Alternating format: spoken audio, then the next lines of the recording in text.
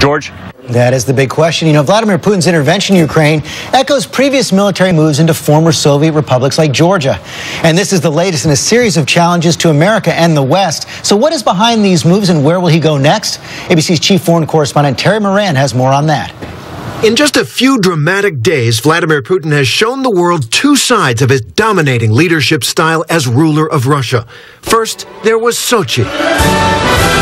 The Olympic Games were Putin's personal project, 7 years of work, $50 billion spent, all to send a single overriding message, as he told George Stephanopoulos just before the Games began.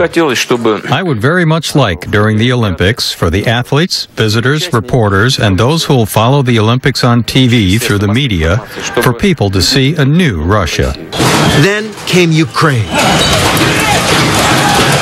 After revolution in Kiev, Russian tanks, choppers, and troops moved into Crimea, an older, darker image of Russian power. But Putin has done this before. 2008, Russian troops invade the neighboring nation of Georgia. Putin declares he is defending ethnic Russians there, the same rationale for his moves in Ukraine. The U.S. and European allies object, but 6 years later, Russian troops remain in Georgia. Now, Putin has put the world on notice he is willing to use military force in Ukraine and risk another conflict with the U.S. and the West. We are on the edge of the not Cold War, but we are on the edge of hot war. Here's why. Ukraine is a divided nation. Kiev and the west of the country yearn to join Europe and the U.S. and forge a different future, while in Crimea and the east, where so many ethnic Russians live, they look to Moscow.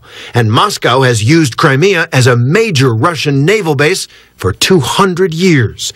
On Friday, Obama tried to send his own message to Putin. That there will be costs for any military intervention in Ukraine. Hours later, Russian troops were on the move, and Putin was authorizing more. It's pretty clear that maybe the President of the United States has been a bit naive about Vladimir Putin and his ambitions. To be fair, George W. Bush did know better managing Putin, even though he declared he'd looked into his soul. The fact is, Putin cares more about being feared than loved in the world, and he cares most about restoring Russia's greatness through pageantry or raw power. His next move, it's clear, solidify control over Crimea and make sure that Ukraine never moves too close to the West, or else.